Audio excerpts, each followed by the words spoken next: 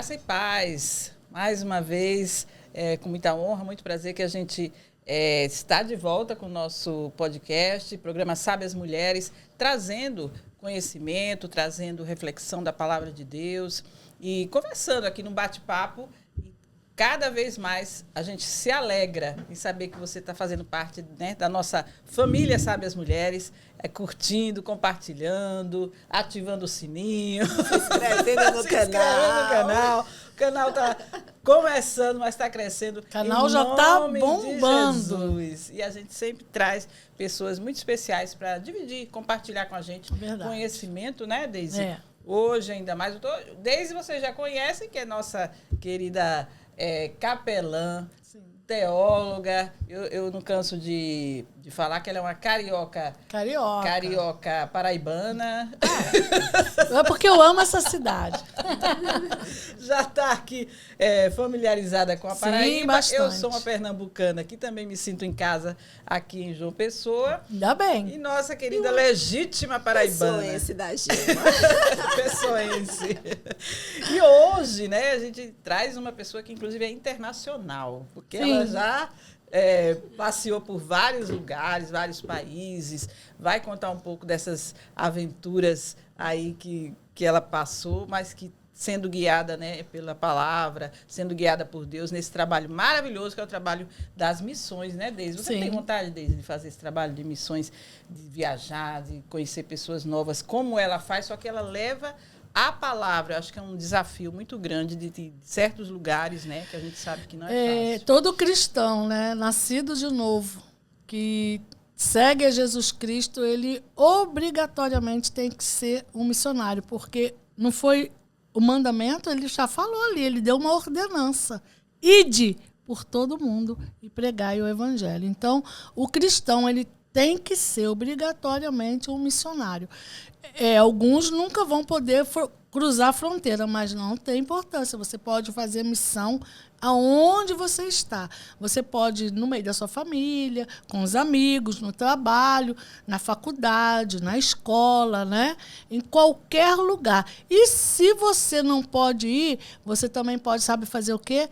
Ajudar, contribuindo, doando, ajudando os missionários. Tá bom? É isso aí. Ela vai falar, inclusive, sobre isso. Porque o tema, eu defini um tema aqui. Ide, fazer discípulos, fazer sorrir. No caso dela, que ela é cirurgiã dentista, né? Sim, sou cirurgiã dentista. Pois é, olha, há usa... 30 anos, quase 30 anos de profissão. E aí você utiliza a sua função, sua profissão, até como para abrir sorrisos e abrir o caminho para uma palavra, não é isso, Márcia? Márcia Alves, cirurgiã dentista, missionária, biocupacional. Depois eu queria que você me explicasse o que é isso, biocupacional.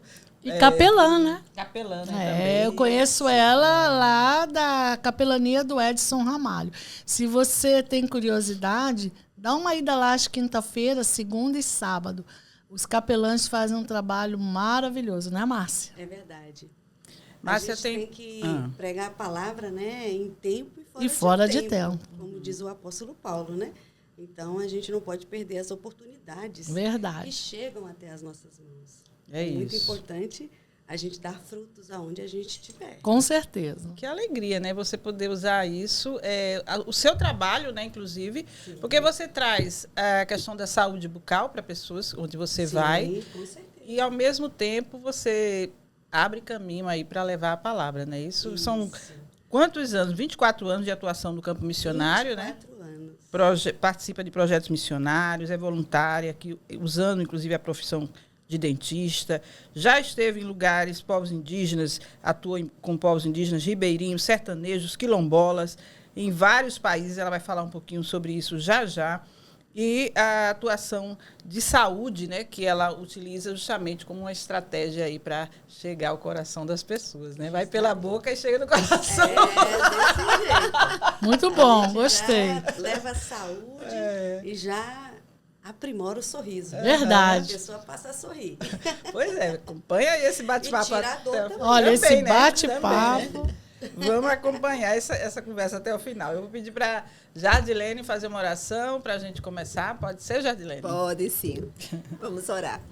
Senhor nosso Deus e Pai, mais uma vez te louvamos, Senhor, por estar aqui, por ter esse privilégio de alcançar tantas vidas. Nós te agradecemos as vidas que já se inscreveram no nosso canal, as pessoas que estão sendo abençoadas com esse podcast, com as mensagens que estão ouvindo.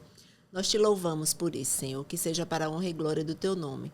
Que mais esse podcast, Senhor, que alcance vidas, que transforme vidas, que traga uma mensagem de edificação, uma mensagem de restauração, uma mensagem de salvação, Senhor, para os ouvintes.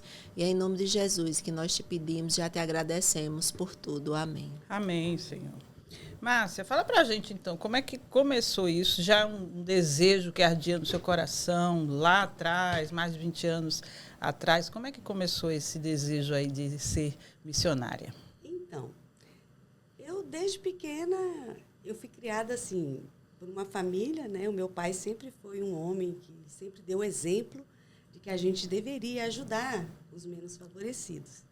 Né? Então, assim, meu pai, eu sempre via ele abençoando as pessoas. Em todo lugar que ele ia, a pessoa chegava e pedia dinheiro, ele dava, pedia alguma coisa, ele sempre estava ali. Então, eu recebi esse exemplo desde pequena, né? E aí, quando eu fui para a faculdade, a gente começou, então, a fazer aqueles projetos sociais. Né? E dali, eu vi que, através da profissão de dentista, né, de ser dentista, eu podia fazer muito mais pelas pessoas. Né? E dali começou o meu envolvimento. Aí comecei a trabalhar nesses projetos, em escolas, né, levando palestras de saúde bucal, entregando escovas, creme dental. Aí ficou sempre essa, vamos dizer assim, essa veia, né? Essa veia de poder ajudar com a minha profissão. E aí eu me converti, né, em 1996. E ali eu já era, a essa altura, eu já estava formada, né? E dali eu comecei a me engajar, né, em alguns projetos sociais da igreja. E comecei também a conhecer a obra missionária, através de conferências missionárias, né, que eu participei, mas teve uma especial, que foi em 1998, que teve uma missão muito conhecida aqui no Brasil, chamada Asas de Socorro. O logo dessa missão é dando asas a quem dá as suas vidas. Então, esse pessoal de Asas de Socorro, na pessoa do pastor Jackson, ele foi até a nossa igreja numa conferência missionária. E dali ele apresentou o projeto ANDE, que é uma abreviatura, né? Assistência Médica, Dentária e Evangelística. E ali ele falou, né, dessa necessidade de profissionais, se ali houvesse algum profissional que gostaria de dar as suas férias, né, numa tribo indígena ou numa missão ali no interior, né, da floresta amazônica, ali com os ribeirinhos, que poderia depois procurar ele após o culto. E aí ele foi pregar a mensagem, uma mensagem linda, maravilhosa, justamente ali, né, Isaías 6:8, que diz: a quem enviarei? E quem há de ir por nós? E aquela mensagem, ela mexeu muito comigo. E aí, no final, quando ele terminou de pregar, ele apresentou um vídeo bem rápido, mais ou menos uns 3 minutos. E aquele vídeo era um índio Yanomami. E aquele índio Yanomami, ele fazia um apelo a todos os profissionais de saúde, né, evangélicos, que fossem ali para poder ajudar eles, que fosse até a aldeia deles. Aí ele falava no vídeo: por que vocês não vêm até nós? Por que vocês não vêm falar do Deus verdadeiro?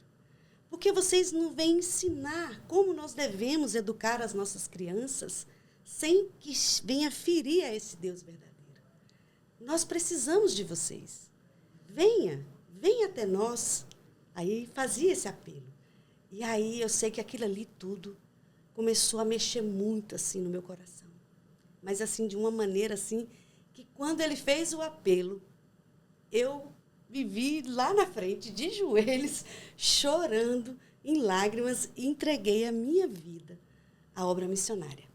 Aí começou dali, outubro de 1999.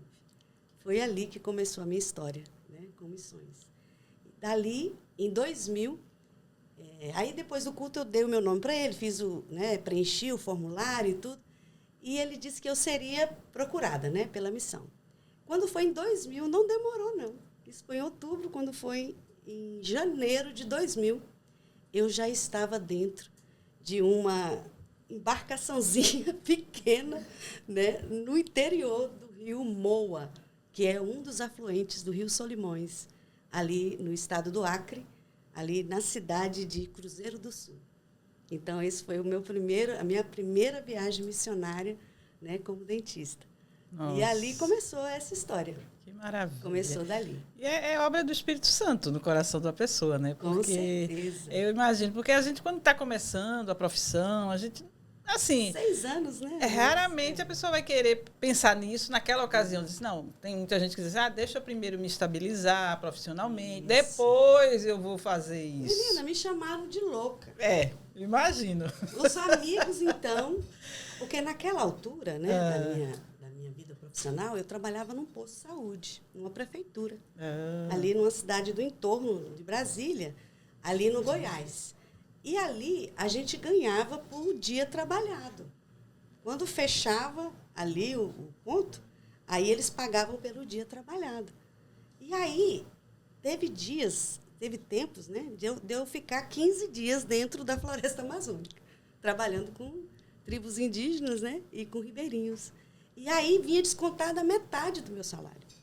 Aí os meus colegas lá do posto, né, falavam para mim, mas você é louca, como é que você dá o seu salário, não vai receber nada para trabalhar de graça para fazer esse trabalho lá nessa tribo indígena? Você tem 2 filhas, como é que você vai fazer, menina? Falava desse jeito para mim. Eu falava, olha, eu não me preocupo, porque aquele que me chama, ele é o Deus provedor, ele é o Jeová Jireh. Então, nunca faltou nada na minha casa, graças a Deus. Graças a Deus. Deus supriu em todas as vezes que eu fui. Quer dizer que a essa altura você já tinha filhas. Isso, tinha 2 filhas. E foi um exemplo para elas, eu imagino, né? Porque... eu espero. Mas eu creio que sim, porque elas sempre, na escola, né, quando elas tinham oportunidade de falar assim, sobre a mãe, né? Elas falavam sempre desse aspecto, né? Que eu ia para trabalhar, ajudar as pessoas. Eu imagino assim, mesmo que você não deve ter sido tudo flores, né? Eu imagino que você tenha passado por desafios. Deus proveu, com certeza. Com certeza. Mas houve desafios. Você, em algum momento, você disse, meu Deus, será que eu tomei a decisão certa? Será que eu estou fazendo exatamente, né, aquilo que Deus quer? Houve algum momento disso ou não? Você sempre teve a certeza de que estava no caminho certo? Olha, eu sempre tive a convicção de que o Senhor me chamou para esta obra. E aconteceram, durante toda essa trajetória, muitos momentos em que a gente vê outras pessoas passando por situações que a gente vê que realmente a gente é chamada por Deus para isso. Teve, na própria aldeia, né, ali, uma dessas campanhas, né, que eu doava as minhas férias, aconteceu de uma profissional, dentista também, que estava comigo, né, nessa equipe. E ela era, se não me engano, de Belo Horizonte. Essa moça, quando a gente chegou lá, dentro dessa comunidade, né, a gente comia, né, o café da manhã nosso era um leitinho, né, em pó, que era feito ali mococa ainda, e com biscoito, Maria. Né? Então, a gente comia aquilo no café da manhã, o almoço, a gente comia farinha com banana e quitute. Sabe aqueles quitute de lata? Então, ali eles faziam uma farinha, misturava ali, e a gente comia aquilo ali. E água mineral, né? E banana. Porque a gente ganhava muita banana dos ribeirinhos, né? Então, a gente comia isso. Então, quando foi à noite, aí a mesma coisa. Aí já era, de novo, um café, né? Aí fazia o cafezinho, né, instantâneo, ou aqueles que não gostavam de café, tomavam só o leite mesmo ali. E aí, no outro dia, ela dormiu. E a gente dormia na rede. Eles entregavam um kit de sobrevivência para a gente, a missão Asas de Socorro. Aí esse kit era o quê? Era uma rede, uma lanterna e um mosquiteiro. E ali eles recomendavam que a gente levasse o repelente, né, claro. E assim a gente dormia. E tinha também uma mantinha. Né? E assim a gente dormia. E ali, ela não tinha o costume, como ela era mineira, não tinha o costume de dormir na rede. Aí ela falou, mas eu não consigo dormir nessa rede. Aí eles prepararam uma cama em cima de uma mesa para ela dormir. E ela dormiu em cima dessa mesa. No outro dia, quando chegou quase na hora do almoço, essa moça surtou. Ela surtou. Ela começou a falar, eu não aguento isso aqui. Eu quero ir embora.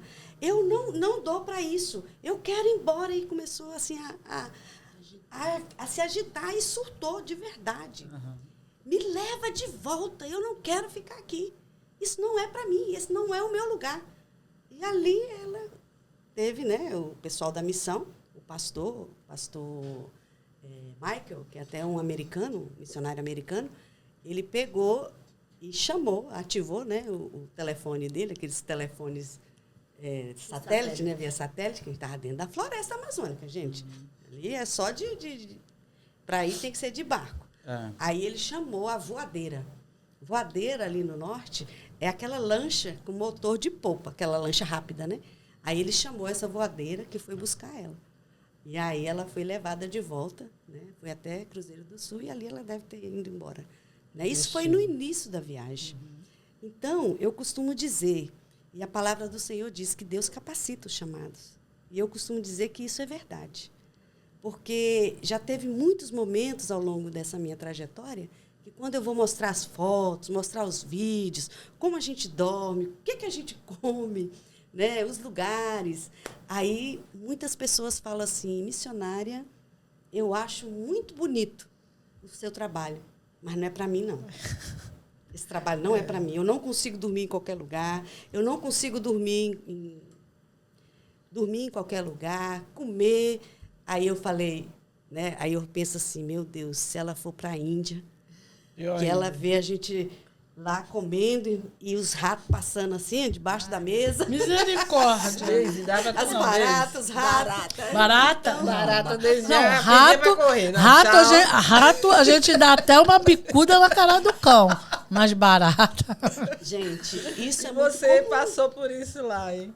Com os quilombolas também aqui no Brasil. A gente teve ali, na região do Jalapão, né? Ali hoje é Tocantins, se eu não me engano.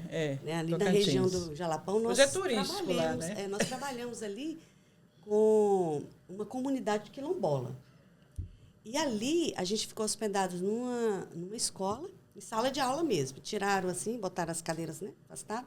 E ali a gente colocou os colchões, né? Os colchonetes, né? Não é nem colchão, colchonete. E aí eu me lembro que à noite eu me levantei, né? Estava com vontade, né, de fazer o número 1, né? Aí levantei. Mas, olha, quando eu acendi a lanterna, em volta ali do meu colchão, era barata, mas aquelas baratas enormes, barata voadora, em cima de todo mundo, em cima dos lençóis. Não, barata, deve ser barata. Não é a barata, é a barata? Porque... É barata, tem umas baratas grandes, sabe? Essas aí eu não tenho medo, acredita? Não tenho medo, essas aí. Quando eu acendi a lanterna, que eu botei assim, elas começaram a voar, né? Aí eu saí, né, correndo. Mas, enfim, depois eu fui me cobrir toda, enfiei até o lençol, assim, no meu corpo, né, embaixo do corpo, para que elas não entrassem. Né? Então, assim, a gente já enfrentou várias situações, viu? Eu tenho muitas histórias. Mas está tão boa, pode contar. Na Índia, porque a Índia já é bem conhecida pela falta de higiene, falta de saneamento, né? Realmente gente, é uma situação muito precária. Um lugar, assim, deve ser muito oprimido, não é? Sim. E a questão da religiosidade isso, como também, é que você entra ali? É uma questão cultural e religiosa. Uhum. Porque não é só assim, religiosa. Em termos religiosos, o peso espiritual daquele país é muito grande. Né? Assim, nós que somos nascidos de novo, né? Nascidas de novo, que a gente tem o Espírito Santo de Deus, quando a gente entra num país como esse, a primeira coisa que eu senti quando eu desci, é que lá no aeroporto que eu desci a primeira vez, você descia a escada e ia caminhando até o saguão do aeroporto, né? Então, quando você desce ali, você sente que existe um peso espiritual. Você já sente uma atmosfera espiritual muito pesada. Né? E ali é uma idolatria muito grande. Você imagina, a Índia tem mais de 3 milhões de deuses. Ali terrível. Tem muitos deuses. Cada dia tem, acho que na faixa de 100 mil deuses por dia, né? Não sei, nunca fiz essa conta, né? Mas que eles comemoram a data festiva desse Deus. Então, você todo dia é festa. Deus verdadeiro para mostrar para eles. Espiritualmente é bem pesado. A gente sente, a gente pode sentir essa, principalmente se você tem, né, o Espírito Santo de Deus, se você nasceu de novo, né? Você é eu acredito que sim. Então é bem complicado, mas a cultura também. A cultura ali, em relação à higiene, realmente é uma cultura muito difícil, porque para eles não importa o lado exterior. Eles só pensam, né, o hinduísmo, eles estão mais preocupados com o interior, né, com a sua limpeza espiritual. Né? Então, ela é do interior. Então, assim, isso é o que eles processam, né? A mente deles processam. Então, assim, você chega nas casas, tudo sujo, eles te oferecem realmente um copo, né, com chai, né, com o chazinho ali, indiano, e é claro que tem os que são limpinhos, eu não estou dizendo que são todos, né, sempre tem as exceções, mas via de regra é assim. Então, eles não têm o mesmo, vamos dizer assim, o grau de higiene que aqui no Brasil se requer.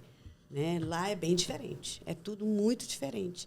Eles convivem com as baratas, com os ratos, eles convivem com todo tipo de animal. Aquilo ali, para eles não matam.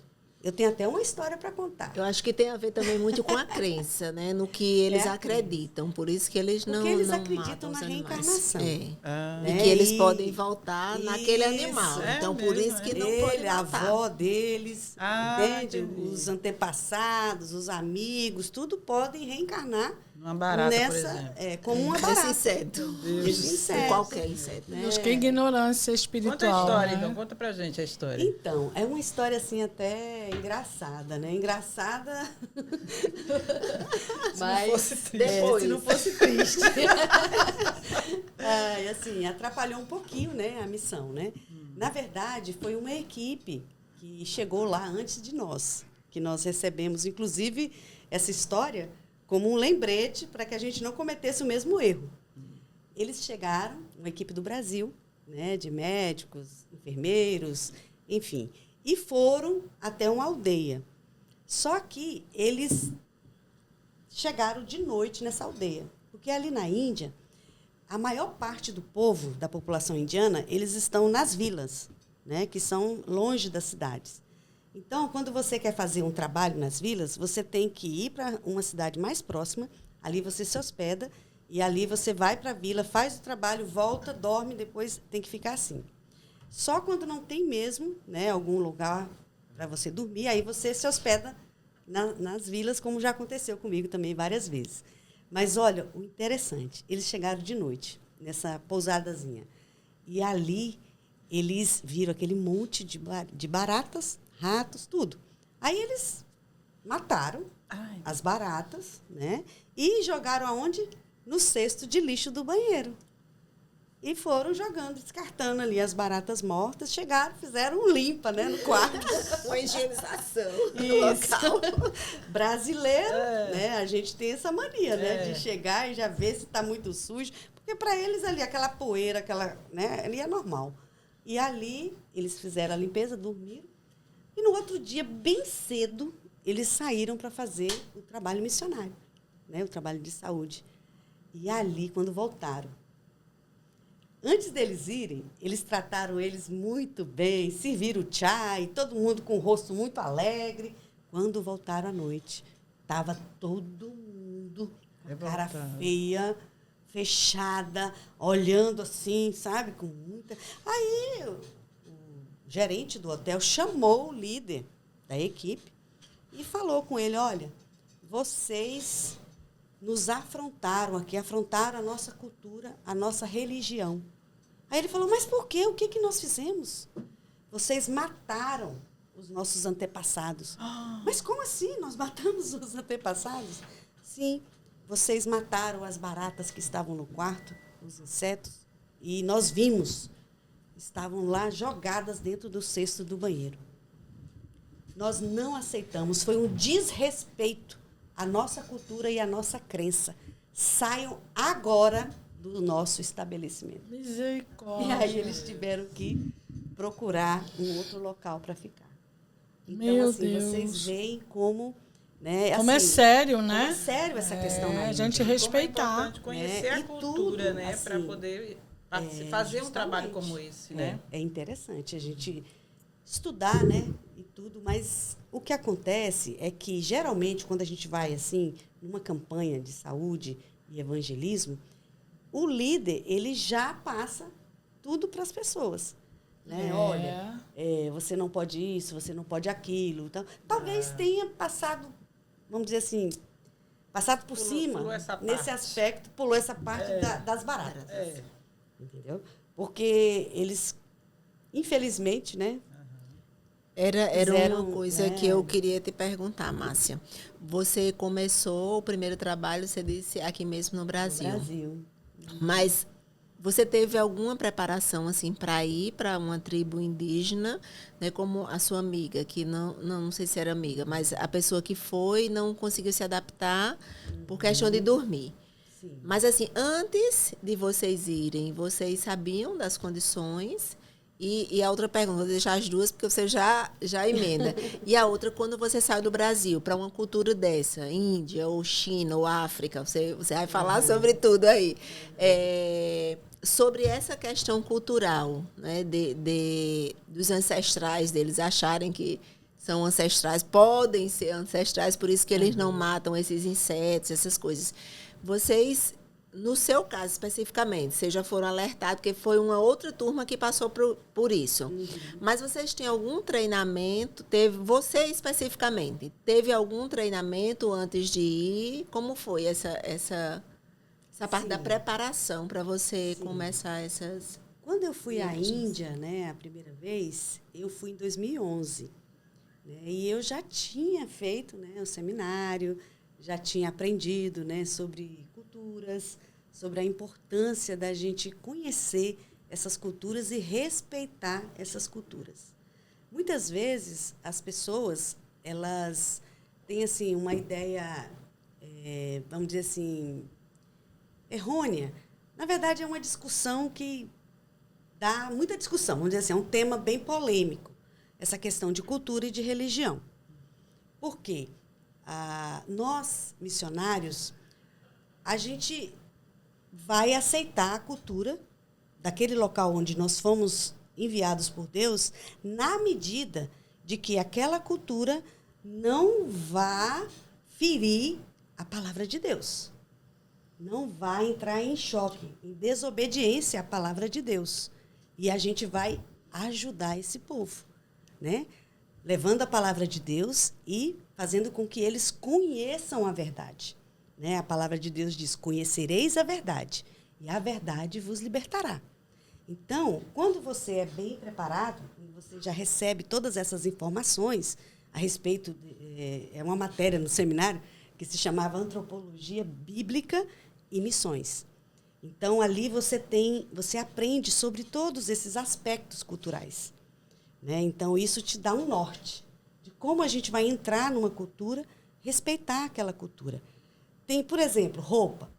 Né? Roupa, até aqui mesmo, né? nas cidades, né? Vamos dizer assim, na nossa igreja, tem pessoas que são recém-convertidas e muitas vezes chegam na igreja com a roupa bem chamativa, né? Que chama atenção e tudo.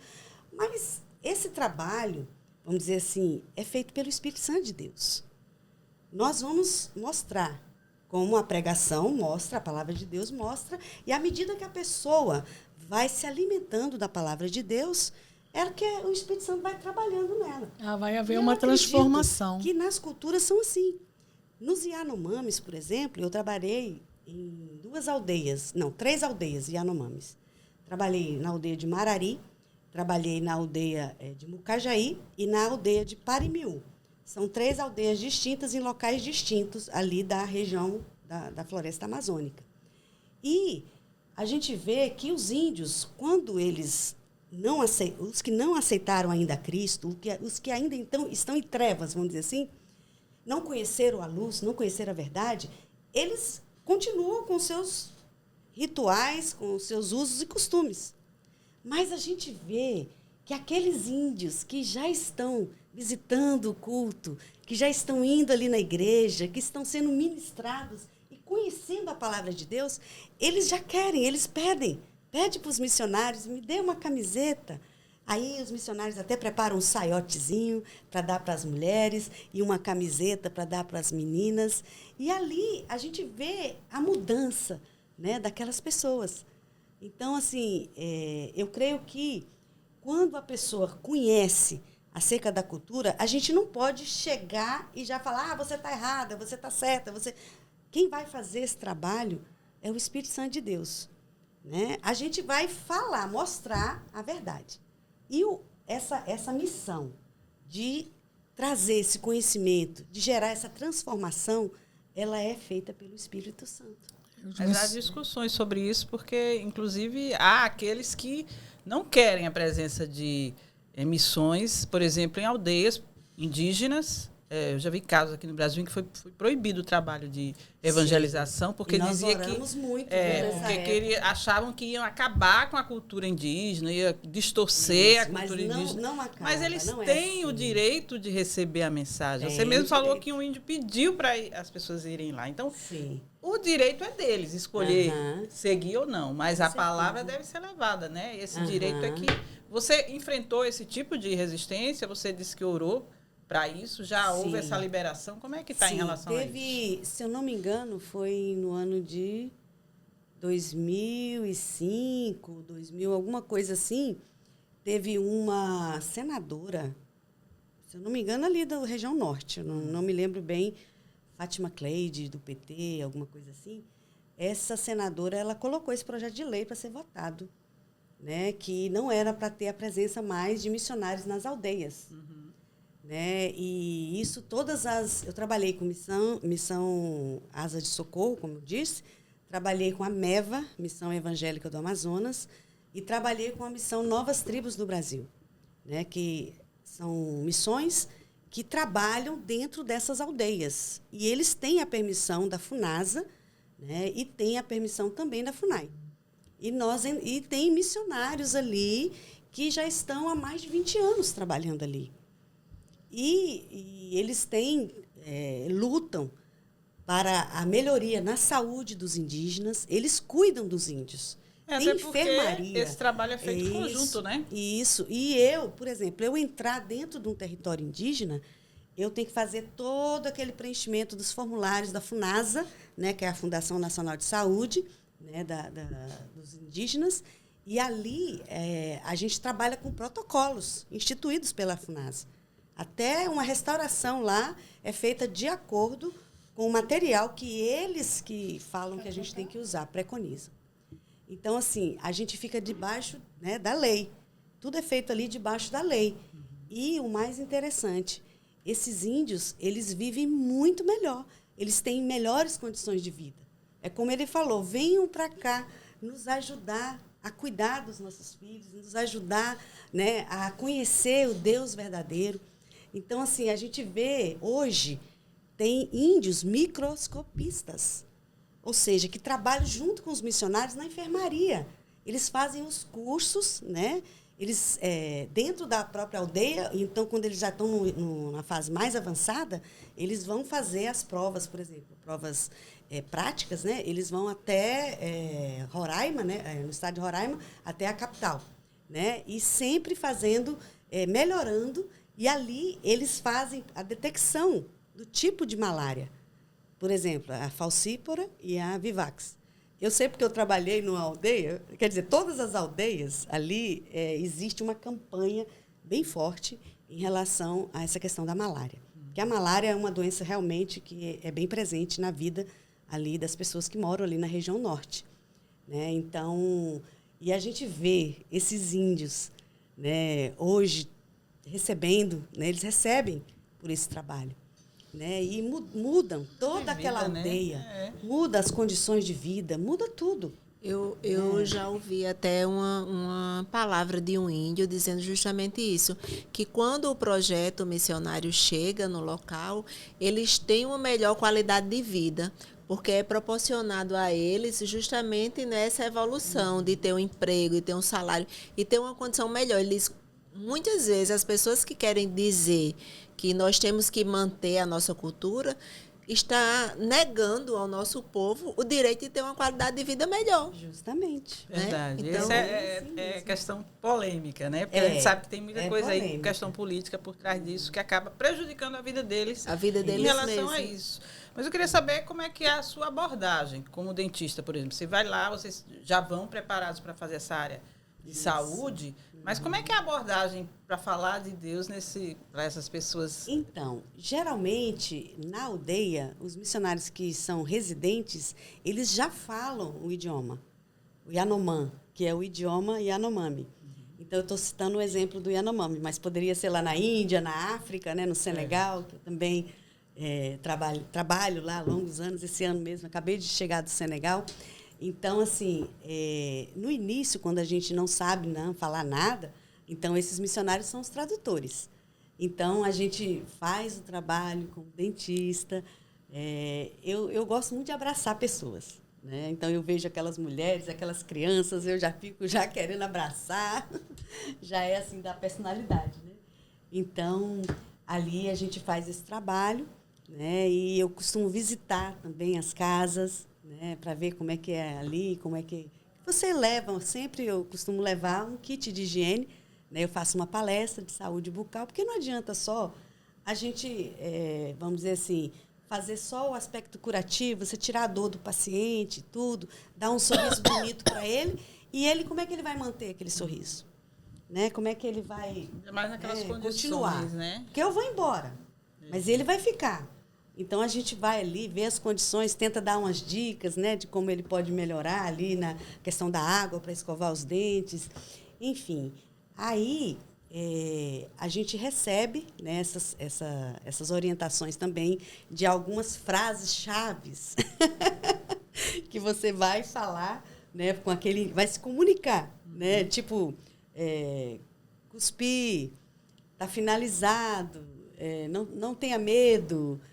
Essas expressões, né? Aí a missionária, eu pedia para ela escrever tudo.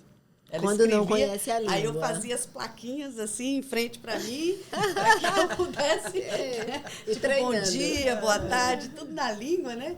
Que isso já quebra o gelo. É verdade. Né? A gente já faz essa interação ali, o paciente está com medo, aí você fala, às vezes você fala errado, aí aqueles já ri de você.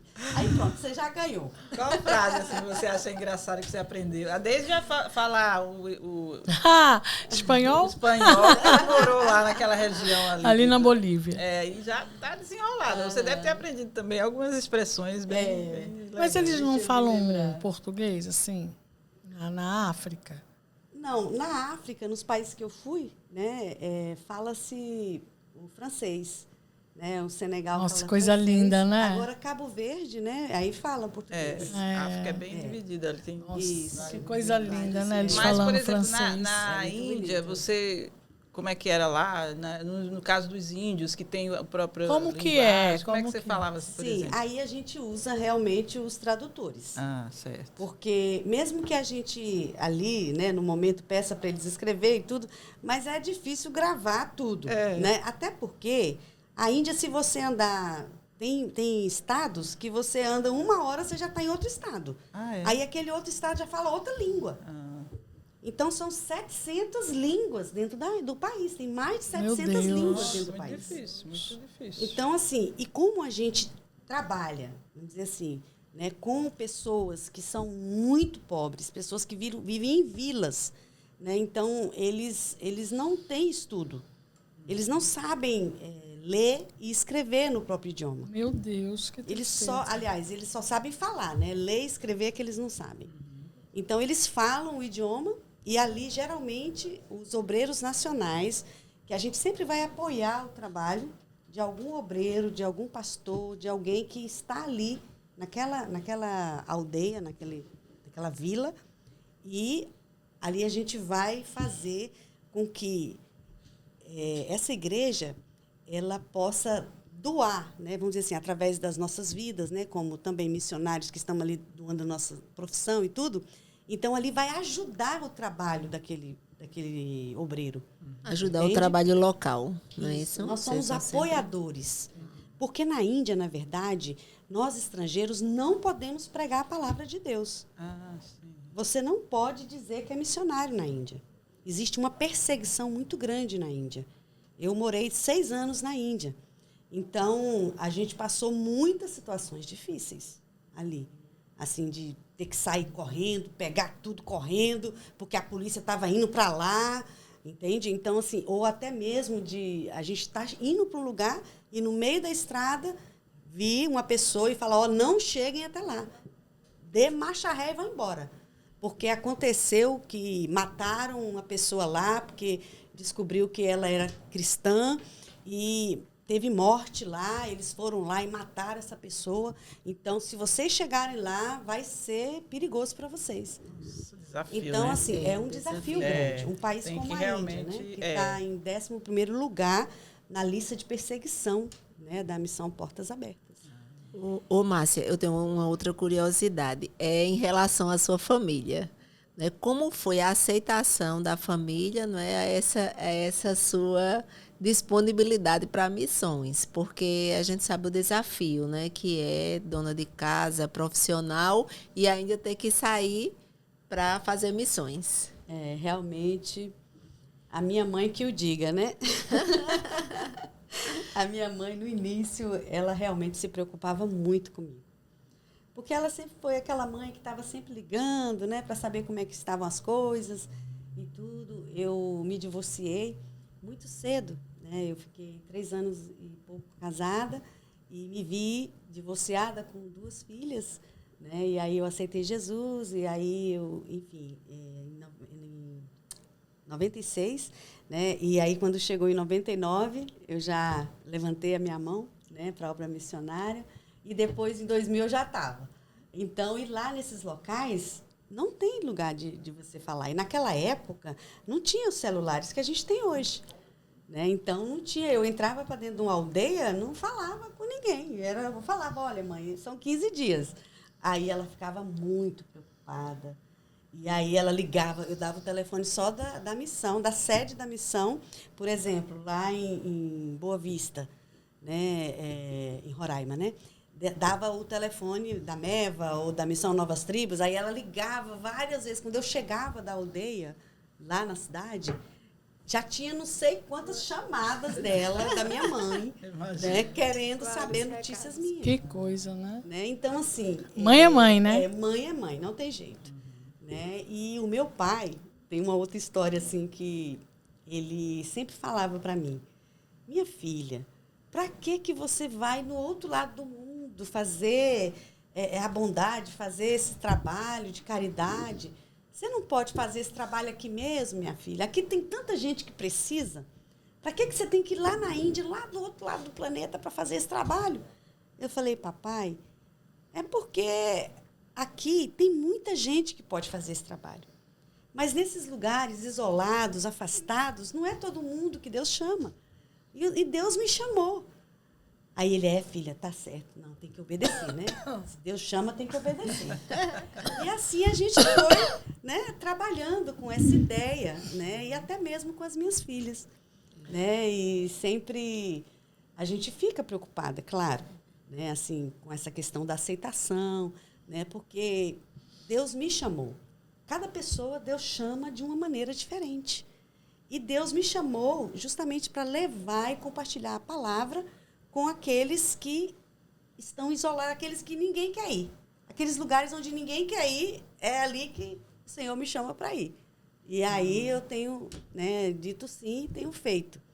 Né? Então, inclusive, o microfone hoje está para você também fazer esse seu trabalho aqui com a gente, trazer uma palavra. Então, você me perguntou, eu não respondi. Você me perguntou como que eu faço sim, na abordagem, essa abordagem. Verdade. E ali, depois do atendimento, né? Geralmente eu pergunto se a pessoa quer uma oração, né? E ali, eu digo isso em todos os locais, né? Que essa foi a estratégia que o Senhor me deu. E ali eu falo, né, para ela, em primeiro lugar, que Deus me trouxe ali, porque Ele ama muito ela e Ele me trouxe para cuidar dela, para cuidar dos dentes, para que ela possa sorrir melhor, para que ela possa comer melhor, porque Ele deu Jesus. Né? Tem lugares que eu não posso falar abertamente, né? Mas tem lugares que eu posso. Né? Então, aí eu falo. Né? Aí ali eu oro por aquela pessoa. Né? E já teve momentos, ali na Índia, por exemplo, de eu orar em português. Nem em inglês eu estava orando. Né? Porque assim, eu me sinto melhor, mais, vamos dizer assim... Mais livre? Para orar, né, em português, que é a nossa língua mãe, né? E ali a gente vê os pacientes, muitas vezes, chorando, como se ela estivesse entendendo tudo aquilo que eu estou falando. Isso é o poder do Espírito Santo de Deus. É aquilo que eu falei, não somos nós que fazemos, é o Espírito Santo que faz a obra. Nós somos só os instrumentos, né, que Deus usa. Né? Então, a gente faz assim. Né? Em todo momento, a gente vê, às vezes o Espírito Santo mostra a determinadas pessoas, né, que a gente vai lá e dá um abraço e pede para orar, e a gente ora. Eles nunca recusaram uma oração. Nunca recusaram uma oração. Até os indígenas. Coisa boa, tremendo. Né? Deus é maravilhoso. Você pode, então, nos abençoar e abençoar quem está acompanhando o nosso programa com uma mensagem, uma reflexão. Eu sei que você já é uma lição para a gente, por tudo que você pode faz. Olhar para cá, tá? Ah, tá. Tá certo. Aí você vai falar com ele. Sim, eu trouxe aqui um texto que ele fala, como eu já dei uns spoilers, né? Uns spoilers aqui durante a minha fala, né? Mas é aqui no livro de João, né? No capítulo 15, que assim, o título dessa reflexão é que nós somos chamados para frutificar, né? Para dar frutos, né? O tempo todo. Todos nós cristãos precisamos mostrar os frutos do Espírito. Né? Então, eu trouxe essa palavra aqui de João 15, que diz assim, Jesus falando aos seus discípulos, né? Eu sou a videira verdadeira e o meu Pai é o lavrador. Toda vara que em mim não dá fruto, atira e limpa toda aquela que dá fruto, para que dê mais fruto. Vós já estáis limpos pela palavra que vos tenho falado. Está em mim e eu em vós. Como a vara de si mesma não pode dar frutos, se não estiver na videira, assim também vós, se não estiverdes em mim. Eu sou a videira verdadeira, e vós as varas. Quem está em mim e eu nele, esse dá muito fruto, porque sem mim nada podereis fazer. Então, mais uma vez, né, a gente tem essa certeza que nós dependemos totalmente do Espírito Santo de Deus, totalmente de Jesus. Verdade. Em todos os momentos da nossa vida, em cada passo, em cada decisão, nós precisamos de Jesus. E aqui, a gente tem a ideia, né, quando ele fala aqui, quando Jesus fala, eu sou a videira verdadeira e o meu Pai é o lavrador. O lavrador, o agricultor, aquele que está ali lidando ali com a terra, aquele que está ali adubando, preparando aquela terra para que ela venha receber essa semente. Então, a gente vê ali o exercício do cuidado. E assim é na nossa vida. Deus é o nosso Deus soberano e criador. E Ele cuida de nós todos os dias. Mesmo que você esteja passando por um problema muito difícil, saiba que o Senhor cuida de ti todos os dias da sua vida. Se você escolheu a Jesus, viver com Jesus, conhecer Jesus, ler a palavra do Senhor, orar, ter um relacionamento com Ele, saiba que Deus cuida de você. E, além disso, Ele limpa. Esse cuidado, aí vem a limpeza.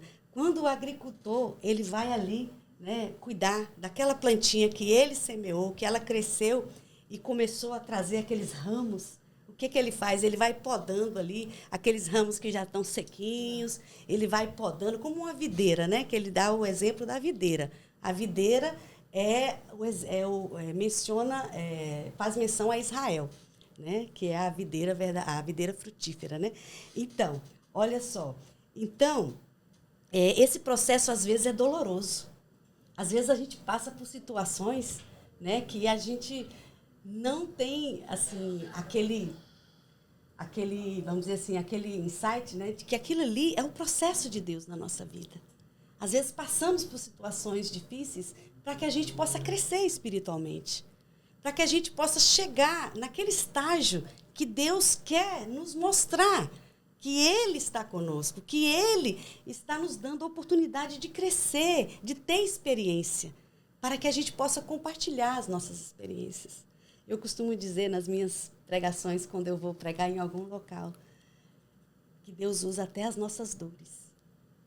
E isso é tão real na minha vida e no meu ministério, porque eu passei violência doméstica quando era casada, né, com esse pai das minhas filhas, e quando eu vou para o campo missionário, eu encontro mulheres que foram violentadas, que tiveram também, né, esses ataques, essas feridas na alma.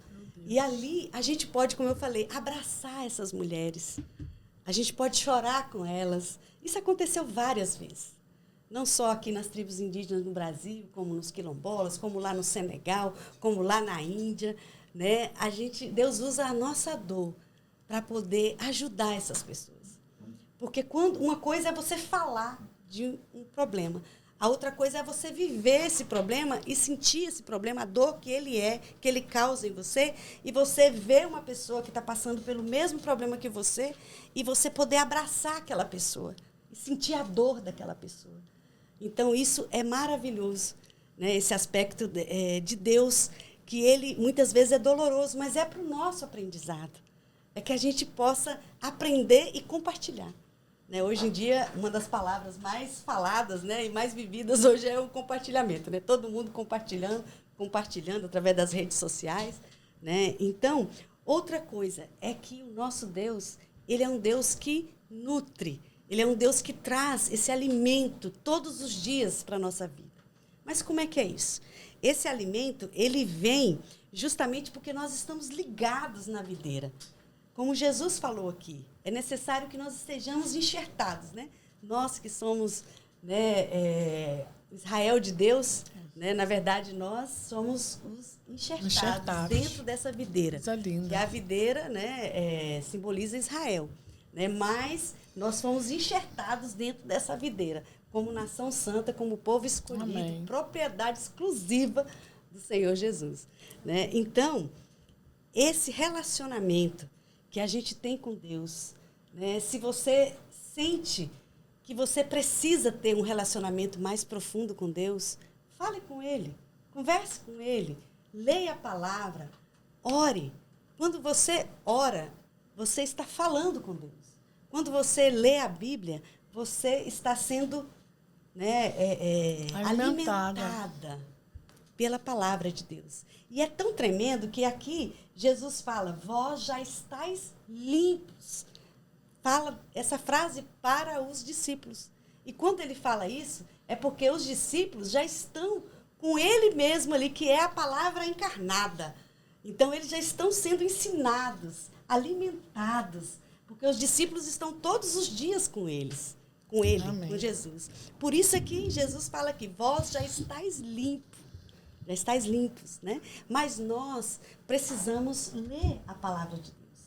Precisamos conhecer essa palavra, né? Então, o ramo, né, esse galho, ele não pode se alimentar sozinho. Ele tem que ser alimentado dessa raiz.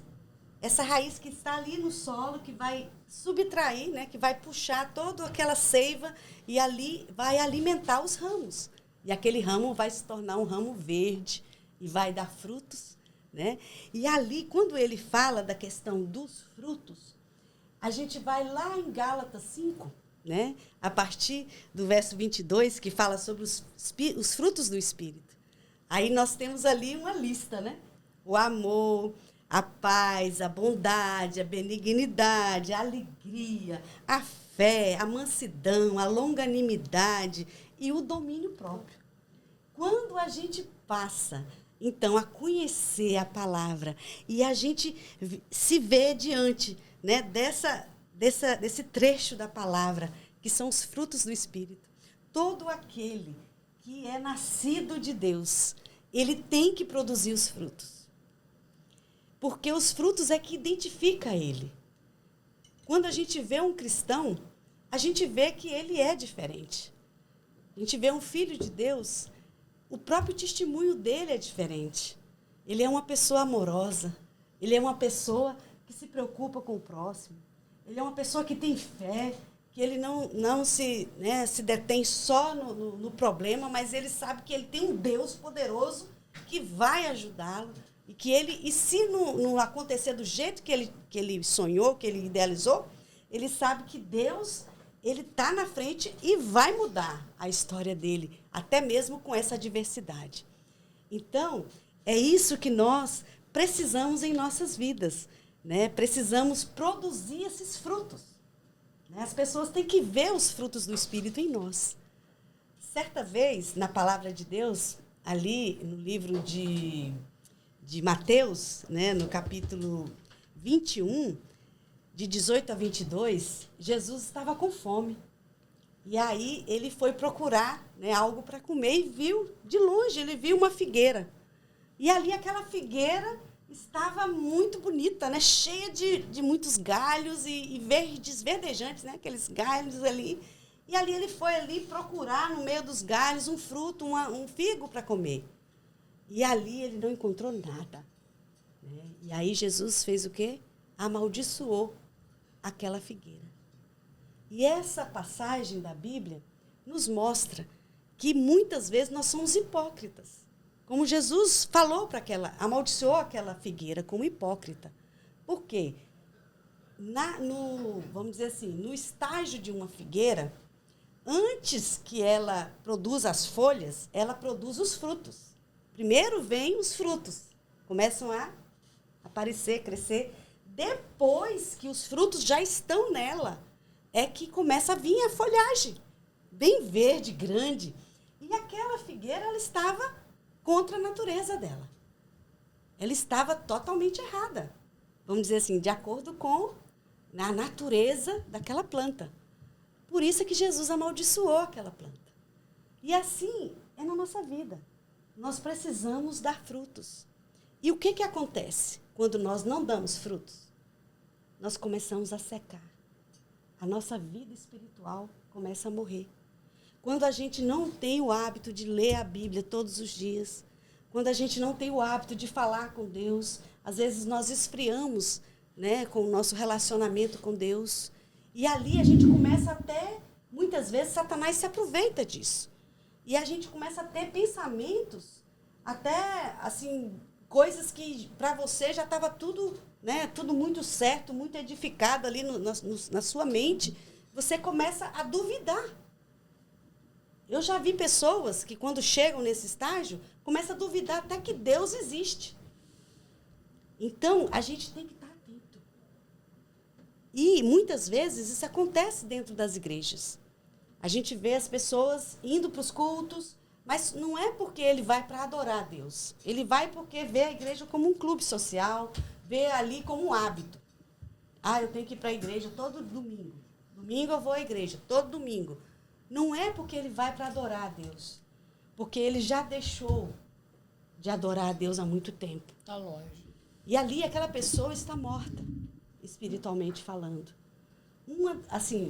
Uma ilustração que eu gosto muito de fazer, dependendo do local onde eu vou levar a palavra, eu pego um ramo que eu destaco de uma árvore e levo. Naquele momento, aquele ramo está verde, está bonito. As folhas estão, né, bem verdinhas, bem bonitas. Aí eu faço uma pergunta para as pessoas. Esse ramo aqui, ele está vivo ou está morto? E muitas pessoas, por verem aquele ramo verde, né, todo bonito, assim, né, apresentado, assim, bem... Não, ele está vivo. Eu falo, não. Vamos consultar na palavra? A palavra de Deus diz aqui em João 15 que aquele ramo que não está mais ligado na videira, ele já está morto. Então, a partir do momento que você foi cortado, que você foi separado da videira verdadeira, que é Jesus, a sua nutrição foi interrompida. A seiva foi interrompida. Então, a partir daquele momento, você já começou a morrer. Quando você para de ler a palavra, para de buscar, de ter um relacionamento com Deus, você já está no processo de morte espiritual. Então, por isso que nós, cristãs, nós precisamos cuidar do nosso relacionamento com Deus. Porque, às vezes, a gente tem aparência de vivo, mas a gente está morto. E quantos não estão nessa situação? Quantos estão na igreja, estão, às vezes, até fazendo a obra, fazendo as atividades que elas estão acostumadas a fazer, mas as atividades, o ativismo, às vezes, é tão grande hoje na vida das pessoas que elas se envolvem com tantas coisas que ela não tem mais tempo de ler a Bíblia. Não tem mais tempo, né, de orar, não tem mais tempo de ler a Bíblia. E isso vai trazendo essa morte espiritual. Então, essa é a reflexão, e eu quero finalizar, né, falando, né, sobre em João 15,16, que eu acho maravilhoso esse verso, que não foi nós que escolhemos a nós, mas foi Jesus que nos escolheu primeiro. Né? Aqui diz, não foste vós que escolhestes a mim, mas eu vos escolhi a vós e vos nomeei.